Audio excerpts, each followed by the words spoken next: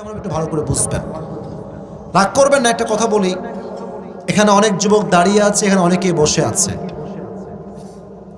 আমার কথা মিথ্যা হবে না, সত্যি হবে বলে আমি আশা রাখি। এখানে অনেক যুবক আছে যারা এশারের নামাজটা না পড়েই মাহফিল আসছে।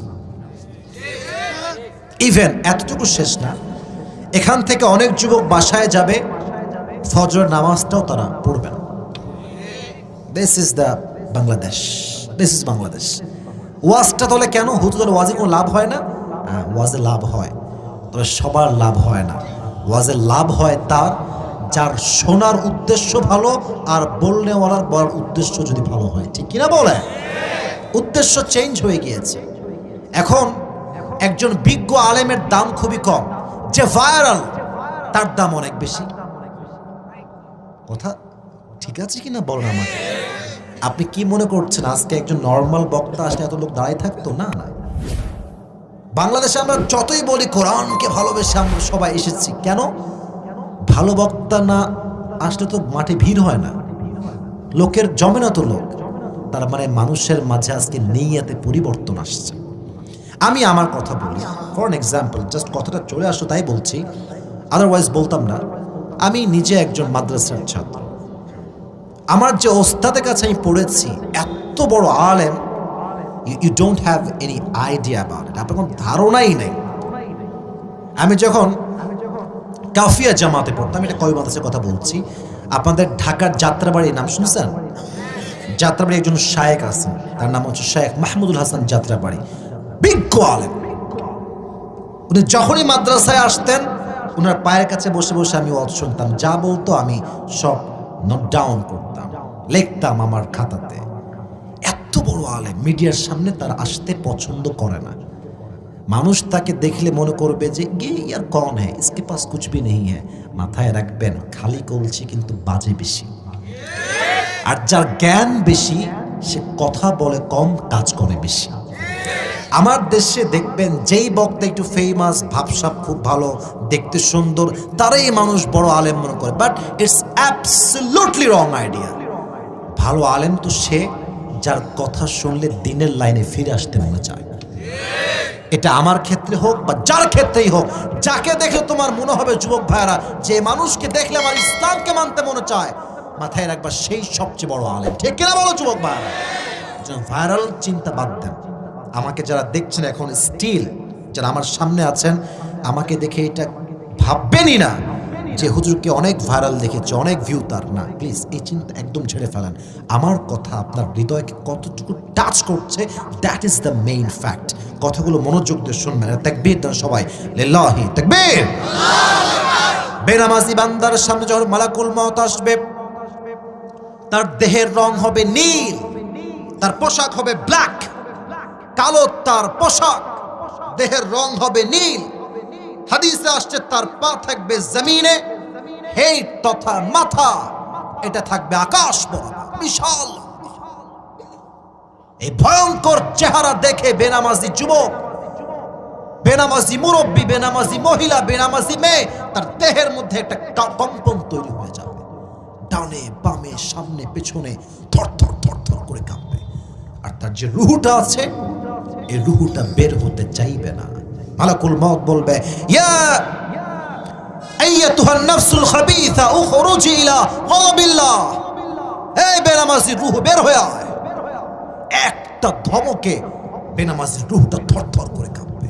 ডানে যাবে, বামে যাবে, পেছনে যাবে, but he will never ever able to be escaped from the death, because Allah has mentioned in Surah Al-Jumu'ah, قل إن الموت الذي تفرون منه فإنه ملاقيكم.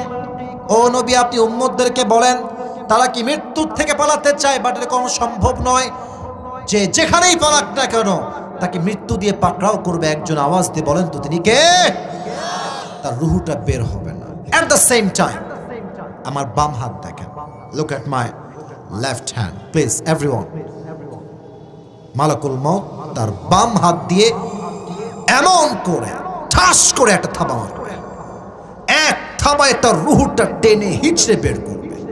আর হাদিসে আসছে যখন তার রুহুটাকে বের করা হবে, একটা জীবিত ছাগলকে যাবেহ না করে তার চামড়া টেনে হিচড়ে ছিঁড়লে যেই পরিমাণ ছাগলটার কষ্ট হয়, বেনামাজি রূহ যখন বের করা হবে ওই ছাগলের চাইতে বেনামাজি বান্দার 70 গুণ বেশি কষ্ট হবে, 70 গুণ বেশি কষ্ট হবে।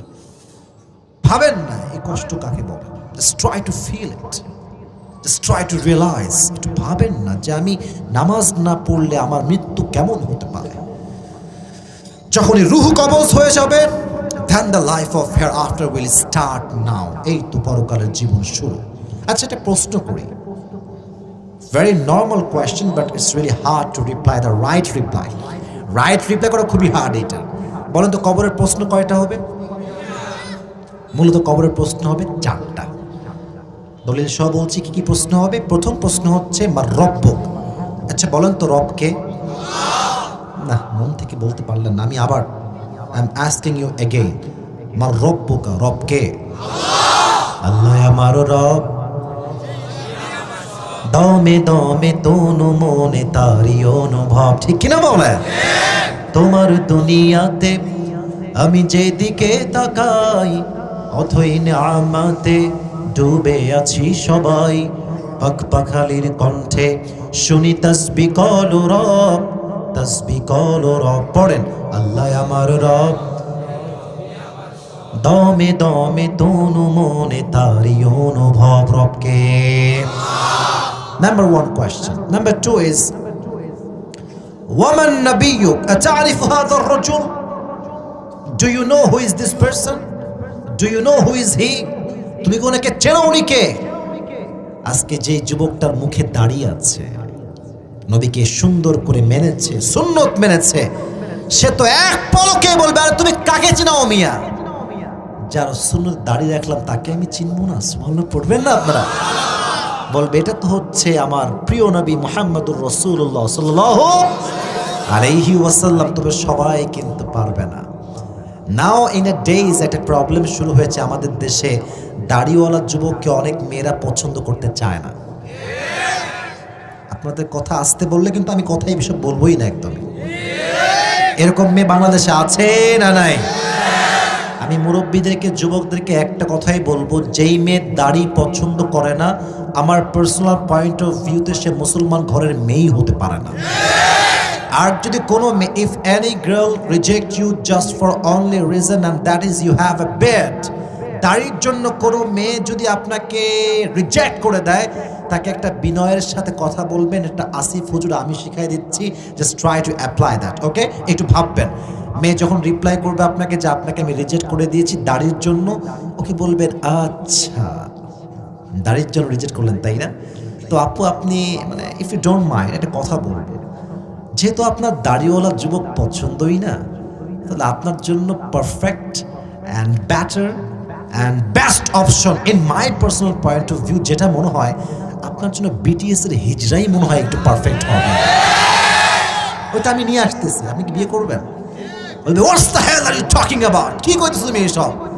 আপনি বলবেন তোমার মতো মেয়ের জন্য হিজরাই পারফেক্ট, পুরুষ দ্বারা তোমার কাজ হবে না। কারণ যেই মেয়ে নবীর সুন্নাহের দাড়িকে পছন্দ করতে পারে না, সেই মেয়ে প্রকৃতপক্ষের মুসলমান নারী হতে পারে না। আচ্ছা, আমার মুখে দাড়ি আছে না? Am I looking cat? Am I looking unsmart? Just tell me loudly, am I looking backdated? আমার বিশ্বাস দাড়ি যার আছে সে শুধু পুরুষ নয়, সে একজন সিংহ পুরুষ। এবার বলেন, আমার নবীর মুখে দাড়ি ছিল না? আমার নবী দেখতে অসুন্দর ছিলেন? আমার নবীর মতো সুন্দর, হ্যান্ডসাম, সুদর্শন, ড্যাশিং লুক অন্য কোন নবী বা মানুষের কি হতে পারে? চাঁদের চেয়ে সুন্দর তুমি নবী আমার কমলিহিওয়ালা, দো জাহানের বাদশাহ তুমি প্যারা নবী সাল্লে আলা, দো জাহানের বাদশাহ তুমি প্যারা নবী সাল্লে আলা, চাঁদের চেয়ে সুন্দর তুমি নবী আমার কমলিহিওয়ালা। সুবহানাল্লাহ পড়লেন আপনারা সবাই? He was the most smart person ever in the world. পৃথিবীর সবচেয়ে সুদর্শন মানুষই হচ্ছে আমার প্রিয় নবী। তার মুখে দাড়ি ছিল কি ছিল না? আমরা সবাই চেষ্টা করব দাড়িটা আজ থেকে রেখে দেওয়ার জন্য। রাজি আছেন তো ইনশাআল্লাহ? 3 নম্বর প্রশ্ন, ওয়ামা দীনুক, হোয়াট ইজ দ্য